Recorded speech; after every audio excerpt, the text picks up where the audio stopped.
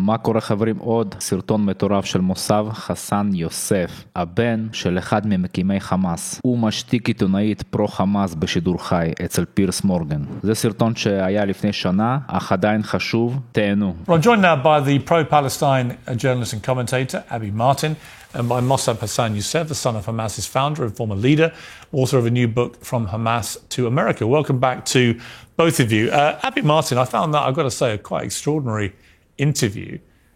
To be an official government spokesman and admit you have no idea how many civilians you've killed whilst trying to simultaneously compare yourself favourably to other civilian death ratios in war seemed to me staggering. Indeed. I mean, especially since we have seen the comparison as the dust has been settling real time on our phones.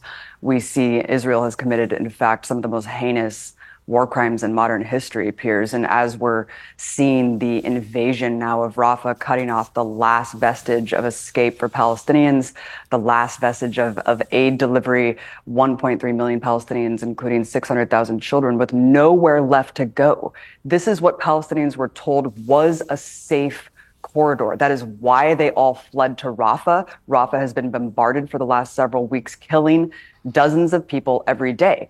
So I think at this point, 6 months into a genocide, to be deliberating whether or not Israel should continue with this onslaught, this military operation that will result in mass slaughter to continue their ethnic cleansing of Gaza is frankly absurd. Patently so, considering what we've seen them do just in the last several weeks, Piers. Evidence of summary executions of doctors, evidence of mass graves, hundreds of bodies bound. היא מתכוונת, אם אכן זה קרה, שמחבלי חמאס התחפשו לרופאים, ואז ה-useful idiots האלה מקרקרים את זה. Men, women and children bound. Evidence, according to the UN, of Palestinians buried alive, using drones to lure out Palestinians with sounds of crying children so they could be shot and killed. I mean, this is unparalleled in modern history, actually. And the devastation that's occurred in the Gaza Strip, according to the UN, will take 80 years to rebuild without conditions. So at this point, Israel needs to be stopped before they continue this horrific onslaught, Piers. Mosab, I'll get you to respond to what Abi just said, but just your response to that interview with an Israeli government spokesman, because I've got to say, I found that pretty stunning, that he would be so certain how many Hamas terrorists the IDF have killed, but admit he had no idea how many civilians have been killed, given that it's the deaths of the civilians that is getting Israel so much unpopular reaction around the world. Because we cannot send Israelis to Rafah and to dangerous zones to collect statistics and count the numbers. It's a very dangerous zone. Israel is looking from the outside. And also, who said that Israel is only responsible for the killing of Gazans? Mostly Hamas responsible. First of all, for taking human shields. Second, their booby traps. How could you differentiate the death that it was caused by an airstrike or by a Hamas death trap? How do we know the difference? Well, yeah, but the point I would make people die. Listen to me. All this moral, Piers, no, listen to me. All this dilemma, you're going with your whatever morality. This is war. In war, people die. You need to wake up to this reality, accept it. Stop this denial. We are in the face of savages who hijacked an entire society. This is a very difficult war. No other army can do the job, and I'm not willing to risk thousands of lives of foot soldiers to deal with this type of savages who hijacked the entire society. 100,000 people could have died. Israel is doing everything they could. Don't reduce it to the point, do you have statistics? Who cares? Well, actually, Egypt, no, I think they're missing my point. Authority, yeah, Mosab. Jordan, all right. The Arab world don't want Hamas at whatever cost. Mosab. Whatever it costs, we want to remove Hamas from power. Okay, I understand that. That's a different question. My point is why... Do you? Well, why does... My question is this for you. Why is it that, if, as you say, Israel has no way of working out who's being killed here, and I know all about war, My brother served in wars in Iraq and Afghanistan. My brother-in-law served in wars. My grandfather served in wars. My uncle served in wars. I don't need a lecture about what warfare is, but I do find it surprising that Israel's official spokesman, months and months into this war, is able to tell me immediately how many Hamas terrorists have been killed by Israeli forces, but admits he hasn't got a clue how many civilians have been killed. And I'm sorry, I think most viewers will find that stunning. You say Israel's no way of checking, but they seem to have a way of checking how many Hamas they're killing, Mosab. Listen, it's Israel's responsibility to know the death of their own citizens. This is their responsibility. I think your question was absurd. This is why you put him on the spot. He was not prepared for it. But this is not going to change the reality on the ground. The reality on the ground, Hamas must go. The only side want Hamas to stay is the Iranian Ayatollah, and for some stupid reason, Karen in America wants Hamas to stay. But the Arab world, let me tell you something, Jordan, Egypt, Saudi Arabia, the majority of the Arab world, we are Arabs. I am Arab. We are not Palestinians. We don't want Hamas. We don't want Islam. We want Islamists out of power. Okay. It's as simple as that. All right. They have been killing Jewish and Arab children. Right. This is not your game. This is not her game. It's not about statistics. It's about doing the correct thing of removing Hamas from power. Mosab, end of the story. Let me interrupt, because you quoted Saudi Arabia in your rant there. So let me read you a statement from the Saudi Foreign Ministry. The Ministry of Foreign Affairs expresses the Kingdom of Saudi Arabia's warning of the dangers of the Israeli occupation forces targeting the city of Rafah as part of its systematic bloody campaign to storm all areas of Gaza Strip and displace its residents towards the unknown in light of a lack of safe zones after the massive destruction caused by the Israeli war machine. The ministry affirms the kingdom's categorical rejection of the occupation forces' continued blatant violations of international resolutions, calling for the cessation of these massacres and their violation of international law and international humanitarian law without deterrence, which exacerbates the humanitarian crisis and limits international peace efforts. The ministry renewed the kingdom's demand for the international community to intervene immediately to stop the genocide carried out by occupation forces against defenseless civilians in the occupied Palestinian territories. So when you say all Arabs agree with you, Mosab, actually they don't. That is the Saudi Foreign Ministry saying they want it to stop right now. As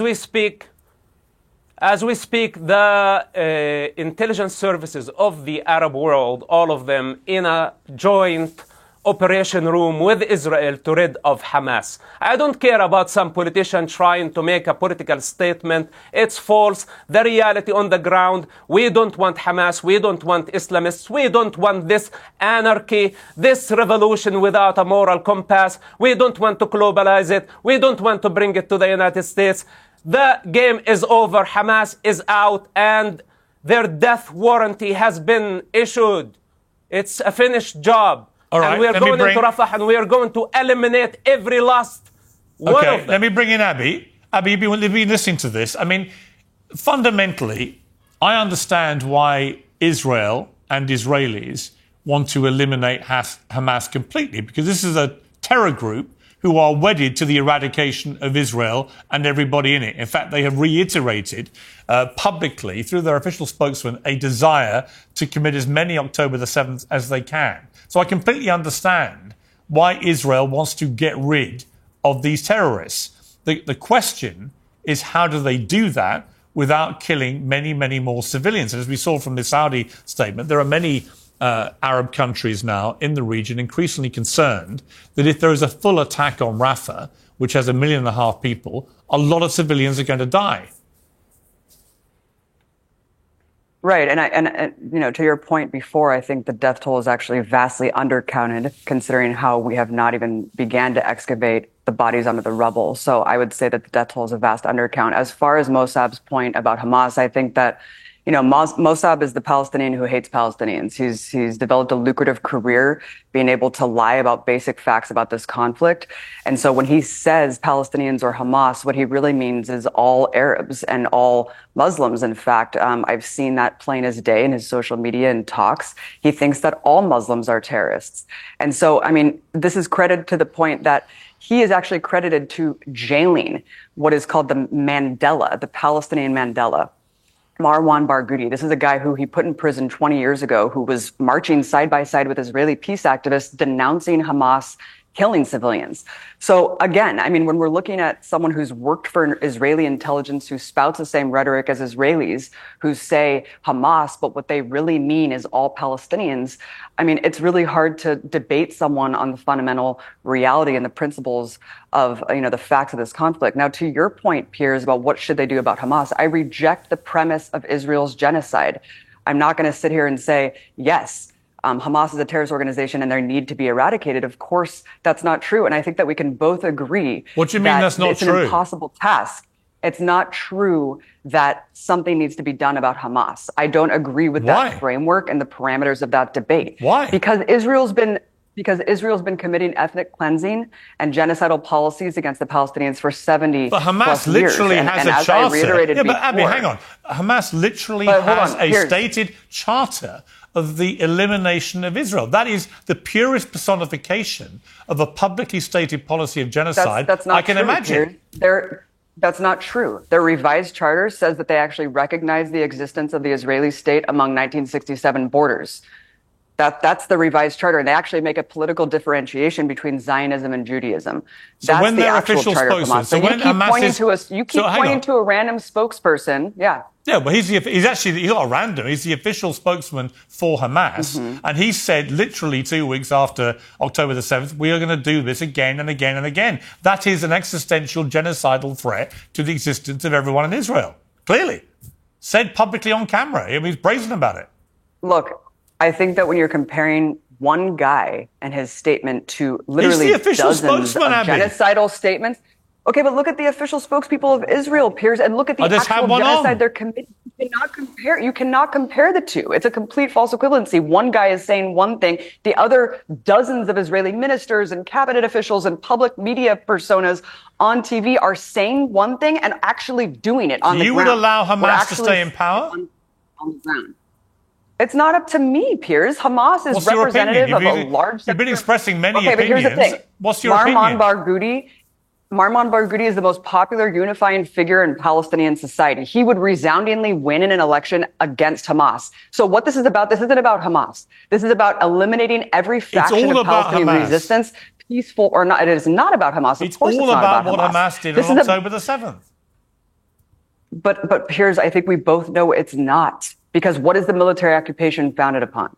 When did Hamas come into power? We know that this isn't just about Hamas. What was Israel doing in the West Bank the year prior to October 7th? They killed 500 Palestinians, 80 children. This is ethnic cleansing. This is a military occupation. As long as you have these policies in place, you will never get to the root of the violence, Piers. All right, Mosab, there was an allegation there that you think all Muslims are terrorists. What's your response to what Abby Martin said? Well, you know, this is Abi's desperate attempt to discredit me. I am a man of the field. I fought against Hamas as part of legitimate intelligence organization, against savage group that were targeting civilians in suicide bombing attacks, waves of suicide bombing attacks that they killed people indiscriminately. So Abi today want me for some reason to apologize for saving human life. Because my truth challenges her convenient truth. Abby does not have the authority. She's just a self-appointed low-grade journalist. How can you be a journalist and you call this a genocide, ethnic cleansing? And she just keep repeating ethnic cleansing, genocide, colonialism, etc. None of it is real, including Palestine. It's only in your head. None of it is existential. Palestine was never born. How can you free it? It was never there. It's just a colonial entity, and some people choose to make it into a national identity. And this parrot has been just repeating Hamas propaganda. Marwan Barghouti that she's talking about him, she never met him. I knew Marwan before he got to power. He is a criminal. He killed 5 people. He has blood on his hands. He cheated on his wife. He has a secret son that he never revealed it to the public. Of course, I can criticize him, and I can criticize all the criminals that I know personally. She's been there only for a visit, and maybe she had some falafel sandwich, you know, and she really was blown away of the Palestinian experience. There is no such a thing as Palestine. It's about time to retire, find a different job. You're not a journalist. You don't qualify even to be a mother. Wow. Abby. Mosab, you know, it's usually a public figure. If they were caught lying about half the things that they said, they would be completely discredited and never allowed airtime. You are spewing such ahistorical anti-Arab bigotry that not even the fringe of Israeli society would agree with you. I mean, not even Israeli historians. I'm anti-Islam. I'm not anti-Arab. I am Arab. I am Arab. This is my ethnicity. Sir. Islam is just anti-Muslim a religion. bigotry. I am not a Muslim. Mosab. We are Arabs. Mosab. Okay. Then anti-Muslim bigotry, which is frankly appalling considering that there's a billion people on the planet who would be characterized as you as, you know, extremists who need to be used force against, according to you. But Mosab, not even Israeli historians would agree with the fact that you claim that there's no military occupation in the West Bank, that there's no apartheid state. Israelis at least admit, yes, those things exist, but here's why they're necessary and justified. They don't even agree with you. You're so fringe that I don't even know where you're coming from. I mean, so again, if we can't even agree with the basic facts of the conflict and the reality in front of our eyes, I don't know how we can really even discuss this. Yeah, because you don't qualify. Well, I think the belittling her credentials. Listen, everyone's entitled to an opinion. Listen, Piers, best case scenario, if there is an occupation, it's between Israel and Jordan, or it's between Israel and Egypt.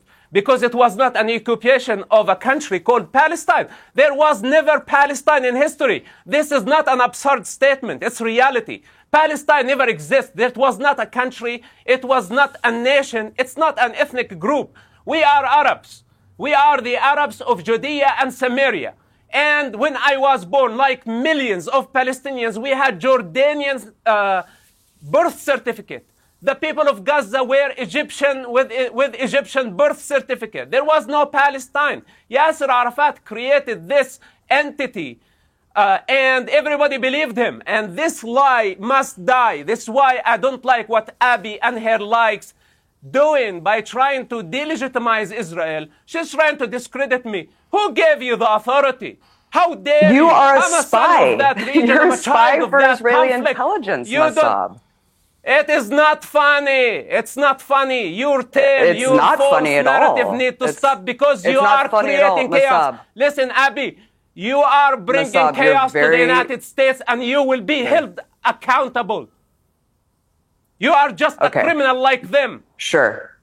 Okay, Mosab, you can't be taken seriously and you're not legitimate because you are literally, you have I worked don't for care Israeli if you take me intelligence to out seriously your or own not. people. But listen, Sooner okay, but or Mosab, later you you can't discredit realize- my reality as well.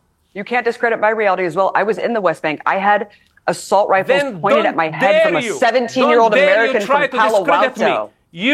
That's an occupation. You are in my domain Mosab. right That's now. a military occupation. Okay, you are in my domain. When you come to my domain, you have to pay respect. You have to respect all the effort that I put to save human lives, and you cannot reduce that into some propaganda because why it's on not. earth would I It's not respect you about for Israel. putting It's the about leader of Fatah, Mosab? You put the most unifying, popular Palestinian figure. You are credited to putting him in prison. This is someone who would win an election against Hamas. He is a peace activist. He was fighting for a two-state solution. This isn't about Hamas, and you know it. This is about you shutting down, tamping down on all factions of Palestinian society. And let's be clear, what is Palestine supposed to do? What are Palestinians supposed to do when in 2018, thousands of Palestinians in Gaza marched peacefully to this fortified perimeter fence that Israeli snipers have authorized themselves to shoot to kill, and that's exactly what they did. They massacred over 200 peaceful demonstrators, medics, press, journalists, clearly marked press, disabled people in wheelchairs, and children. These are all violations of international law and the Geneva Convention. Israeli snipers perched up behind sand dunes picked people off one by one in a methodical slaughter over the course of several months. That's when Palestinians tried to peacefully protest. So I think the question should be, what should Palestinians do? Because they're not even allowed to advocate for their legal rights. They're not even allowed to raise up a Palestinian flag. I visited a place called Sebastia in the occupied West Bank, and Palestinians were shot and in the hospital for simply erecting a Palestinian flag on a hilltop several days prior. This is the brutal reality of military occupation in the West Bank, Mosab. I mean, I want the violence to end. I empathize with the victims of both sides of this. And that's why I want to get to the root of the conflict. Yes, I don't go out there and say Jews can't be trusted like you say about Muslims. I empathize with all civilian life. I believe and cherish the sanctity of human life. And that's why I want to get to the root of why violence occurs, Mosab. And let me ask Mosab a question. Do you agree with the principle that Palestinians should be entitled to exactly the same human rights as Israelis? The suffering of the Arabians, again, stop calling them Palestinians. They are not Palestinians. We are Arabs. We are the Arabs of Judea and Samaria. And Israel and the Jewish people have Palestinians no call themselves since the beginning Palestinians of their state. Well, you gave them that name. You forced the international community and the rest of the world. All right, well, let me rephrase the question. Should the people who live in Gaza and on the West Bank, should they be entitled to the same human rights as Israelis? If they have equal responsibility as the decent citizens of the State of Israel, that includes Arabs, Jews, Christians, and all other citizens of the State of Israel, then yes, they have equal rights. But if they are not taking their responsibility, if they are using violence, sending suicide bombers, and killing babies, kidnapping a 1-year-old, how do you answer to the mother and to the mothers of the hostages and all those who got killed on October 7? It's very easy to just try to delegitimize Israel. This is what Abby and her likes have been trying to do for so long. But they don't have the moral power to say what Hamas did, all the waves of suicide bombing attacks. October 7, that was a genocide. That was a genocide. So stop spreading the false narrative. Now, regarding to the Arabs who live there, they need a decent police force. They need a good economy. They need good education. And if they are able to integrate, then naturally could be a political entity based on their needs. But right now, when she say Palestine, who is? Islamic Jihad, Fatah, Marwan Barghouthi, Ismail Haniyeh, Hamas, Public Front. They are so conflicted. They don't have agenda. They don't have leadership. They don't have legitimacy. This is an anarchy that has been going on for about 70 years. And it's about time for it to stop. Now, to transform, to integrate the society, we must protect the children. And this is a priority number one before we talk about Palestinian state or whatever name you want to give it. That when we have a savage group, Islamists, by the name of Allah, hijacking and using children as human shields, their own children, after killing Jewish children, then this is a capital crime. We cannot blind our eyes. We have to deal with priorities. First, we remove this savage group out of power. If Abi's intention were pro-peace, then this is our intention, that we should unify our efforts toward this main goal, first goal, priorities. Then after that, we can talk about the future. And this criminal you call Marwan Barghouthi in Israeli prison. How are you supposed to differentiate who is and who is not Hamas when Israeli authorities have literally called almost every entity in Gazan society Hamas, including UNRWA? They even are calling students on college campuses Hamas. I mean, there's summary executions of doctors thrown in mass graves because they're called Hamas. So I'm sorry that this label has been rendered completely meaningless. And as far as the term human shields, look, there's been no evidence, according to Amnesty International, during Casled and the 2014 onslaught and today, I mean, there is absolutely no evidence provided that Hamas uses human shields and that somehow justifies this heinous slaughter of predominantly women and children in Gaza. And even if they were literally standing behind hostages, you still can't just kill hundreds of people in a single airstrike because a Hamas commander is right there. And that's exactly what Israel is admittedly doing. Through AI, they're saying that they could kill up to 100 civilians for every Hamas official. It's absolutely outlandish. But if a group like Hamas launches a terrorist attack on Israel that kills 1,200 people, they take over 200 more people hostage, including babies and Holocaust survivors, that is a declaration of war, which they knew would lead to the kind of response we've seen from Israel. And Israel would argue, and they would have some sound argument to this, that if someone declares war on you in that manner, and you respond, and in eliminating the terrorists who committed that heinous crime, civilian casualties are incurred, they would say that that is exactly what has happened in any other war in history. That the principle is the same, that the civilian loss of life is appalling, but that the principle of retaliating against a body of people who have committed one of the worst terror attacks in living memory, that is why they're doing it. Piers, there's no symmetry between the two sides. It's complete asymmetrical mass slaughter of women and kids. You know that. Well, and actually, you could also Hamas make the did same commit a argument mass for what slaughter preempted. of women and kids. They did. But, you said there's no symmetry. Piers, there's an absolute symmetry. But there's no symmetry. There's no symmetry between an occupying, colonizing force and the people that they're occupying and colonizing. You could obviously make the same argument that preempted October 7th, that it was a declaration of war to siege Gaza, to prevent aid from getting in, to shoot people that stray too far out, that are fishing, that can't go get medical aid and are sentenced to death within Gaza. Is that not a declaration of war? Is it not a declaration of war to violate international law, to maintain a brutal fascist military dictatorship in the West Bank? These all preempted October 7th. So it just keeps going back and back to what is the root of actual violence, Piers. Okay, Mosab, I'll give the last word to you. Where do we get peace from all this hell? Naturally, if the Israeli protocol is not sufficient and it's not satisfactory to the expectations of Abby and many of her friends, then I say, how about we punish Hamas by their own laws, by the Islamic law? Why don't we follow the Islamic protocol? In this case, the Islamic law says, behead all men and take all women and children as booty. This is their moral stand. So she say it's asymmetric. Well, we already know that. It's a very dirty war. We are dealing with people with the mentality of the 7th century tribalism. It's not an easy mission for a democracy, for any country, for any modern army, for any civilized society to deal with this. So we need to be reasonable.